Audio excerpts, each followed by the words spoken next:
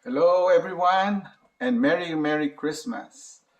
Amen, amen. It's one more day to go sa Pilipinas at two more days to go dito sa North America. Pasko na po. It's Christmas and I'm really happy and joyful that I am able to share with you a short message on Christmas this Sunday morning. Thank you po sa inyong pagsama sa akin and don't worry, very soon I'll be joining your meetings as well as I promised, and starting January. And but today we'll be talking about a topic that is very prevalent po sa ating times today. See, giving gifts seems to be an essential part of our Christmas celebrations, right? Even today or tomorrow.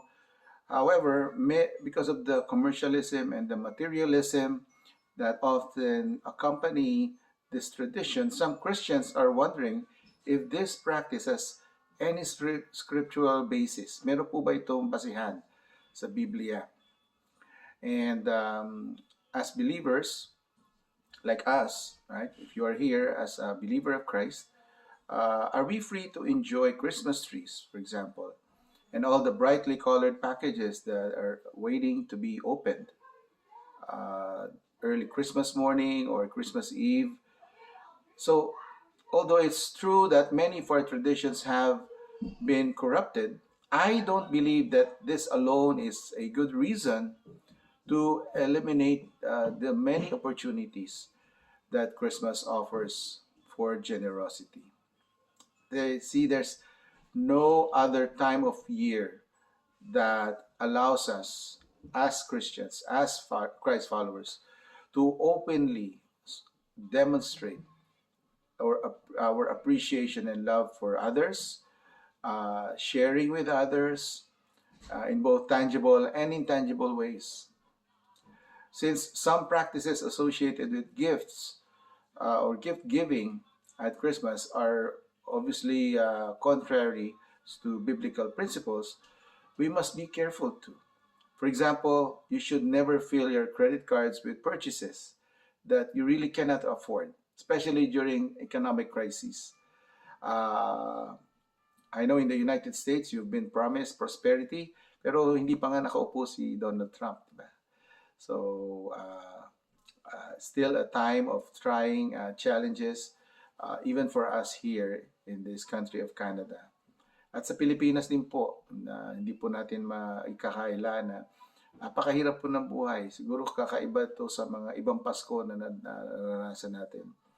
Rising gas prices, rising cost of living, uh, hindi natin ma-afford, marami na lay off, nagiging mas less reliant on people, on manpower, human manpower, ang mga companies, they going to AI. What does the future hold for us on planet Earth? See, trying to keep up with the world and considering the world as the end all and be all of everything, basing our self-image, our self-esteem on worldly standards, um, and trying to keep up with the Joneses, in other words, for even what the world considers the perfect Christmas or the perfect Christmas gift. No, the pressure of that will only lead to financial heartache. Furthermore, yung motive po natin for giving, it must be right. Sometimes we say that it's the thought that counts, and it's true. Diba ho? So, are you giving simply because you feel obligated? Or are you demonstrating genuine love and appreciation for that person? See, God wants all of us to be joyful givers who delight in blessing others. So, what is your motive? Do you want to bless others or you just want to show off? Or do you want to just give gifts because you're trying to, um, you feel obligated to do so? Check our motives. And so, as we contemplate how the Lord would have us celebrate this Christmas and Christ's birth in that stable, in a manger, let's consider what the Bible teaches. Although the Bible doesn't directly address our practice of giving gifts to one another, the Christmas story offers an interesting perspective to this. Everyone involved in Christ's birth gave something. They all gave. So, first of all, Mary gave. What did she give? She gave her body, her physical being, to bear God's Son. In Luke chapter 1, verse 26 to 38, hindi ko na po babasahin. But you all know the story that as a young woman engaged to Joseph, Mary probably had her own hopes and her own dreams. But when the angel Gabriel brought news of God's plans for her life, she laid down her own plans and submitted to God's plan. In yielding her life into the Lord's will, she also gave her reputation. Because in those days, an engagement was as binding as a marriage. And even though the couple's union was not yet consummated, when you are betrothed to someone, you are already considered married. It's just the paperwork or just the actual uh, joining of the two intimately would have to wait. So to be found pregnant during this time was really a shameful thing. It's something that you don't want to happen. And when people find out, there will be dire consequences. So whispers undoubtedly flew around town and could very well have been accompanied by open condemnation. Uso na rin ang marites noon. So, mga marites, mga marisol. Kaya, ang mga tao, bulong ng bulong yan. Bulong ng bulong. Lagi sila may napag-uusapan.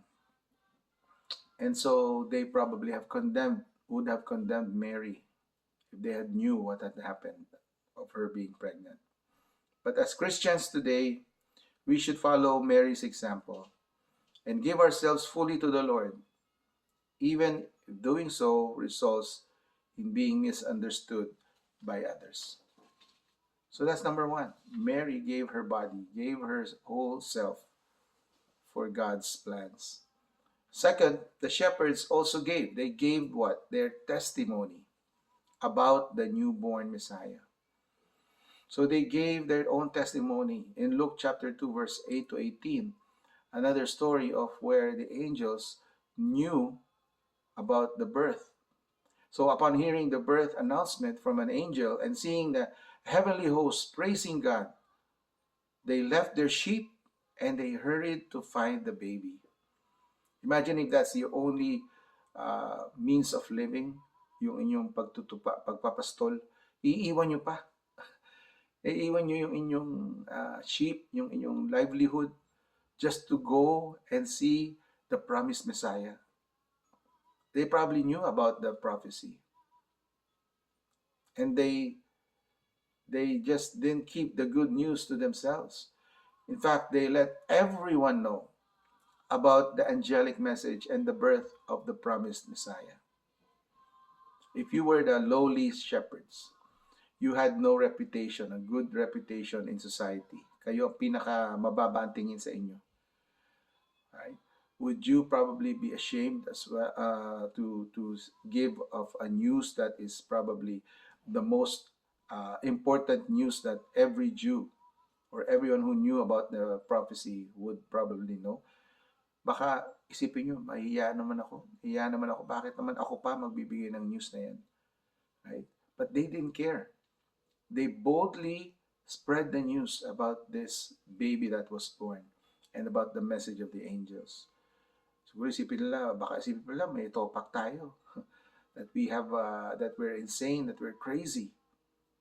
See, Christmas is the perfect time for us to give others the gift of truth by telling them about Christ and what He's done in our lives. Give them your testimony. Show them how it is and to be with Christ. Show them and point to them Christ, how to lead themselves to Christ, how they can know about Jesus. Isn't our mandate to know to know Christ and to make Him known. That's the only mandate or the only motto or credo that we should all have as believers. It's not to gain the world, it's not to gain material wealth, it's not to be financially secure, it's not to have a good education for yourself or your children, it's not to have a nice house, although it must be nice to have a nice house or even a nice car or one or two cars, right? At ultimately, that's all fleeting. San panandalian lamang po yun. But living for the truth and spreading the truth, and what is the truth? Jesus is the truth. He is the way, He is the truth, He is the life. Amen? And so if we are not a believer who is boldly uh, proclaiming that message, then okay, kahiya na siguro tayo ni Kristo. He might be on that day, I don't know you, get away from me. So even though we claim that we attended church, Jesus, how come we prophesied in your name? How come we did this and we did that for you? No, I don't know you. Gusto pa natin marinig yun. Now, we're not bold enough, sabi sa Romans 1, sabi doon, for I am not ashamed of the gospel. Sabi ni Apostle Paul, for it is the power of God for the salvation of everyone who believes, both for the Jews and for the Gentiles. So it doesn't matter to Apostle Paul. He is not ashamed. Bakit? Ang pinipreach niya ang gospel. Ang pinipreach niya ang gospel of Christ. The good news of salvation. And so Christmas is really for us, given the opportunity to, just like the shepherd, to give our testimony about the Messiah, Christ the King. Christ who is now living, who has lived amongst us, and gave His own life to be sin. He who had who doesn't have sin became sin for us. And so at this time, I really didn't understand all that the world is saying about Christmas, how Santa is alive, how we as children, baka naniwala tayo doon. And that's fine. But when we grow up to be mature adults, we should have placed Jesus at the center of the celebration. And so, I remember when I was a 12-year-old, a pastor visited our home to encourage us to become Christians. And I really didn't understand all that was said. But God would later use His words and a crusade to open the heart of my father, si Pastor ninyo, Pastor Freddy. And he would use the Billy Graham in one of his crusades to that he would accept the Lord and he would receive Him. And then nag-follow na rin siyempre kami, of course, nauna yung mother ko, kaming dalawang magkapatid, sumunod na rin at nagkaroon din kami ng sarili naming paniniwala about Jesus. And so we also became born again. But that pastor who first planted the seed in my parents' hearts and still bearing fruit of service to my family, to my ate's family, and to many others whom we are ministering to. Kayo din po, what is your legacy? Is your legacy giving out a testimony of truth about Christ? Thirdly, and finally, it's also the wise men who gave something of themselves. And we all know that they gave what? They gave gifts. So Mary gave herself, the shepherds gave the message of truth, but the wise men gave gifts to Jesus, the baby Jesus. Actually, he was already a toddler by then.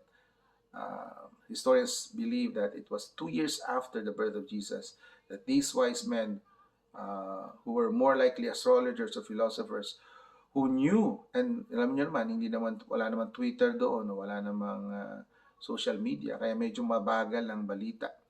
So bago nakarating sa kanila, para a year or so later, so they planned to travel all the way from Persia, or modern day Iraq, all the way to where Jesus was. So they arrived in Jerusalem. At that time, they were already in Jerusalem. They were no longer in Bethlehem. And they asked around, "Where is he who has been born King of the Jews?" The wise men asked. "For we saw his star in the east and have come to worship him." Isn't that amazing that those distant Gentiles were more aware of what God was doing in Israel than the Jews were? They didn't believe. They must have caused quite a stir. And their arrival and the unusual question that they had, where is this been born King of the Jews? See, upon finding the child, the scriptures tells us that the wise men first what fell down. That's the first thing they did. They fell down, meaning they worship. They worship the child Jesus, and then they offered him presents: gold, frankincense, and myrrh. They say it's three, but I don't think it necessarily means three. They probably have a combination of myrrh, frankincense, and gold. It could be more than three.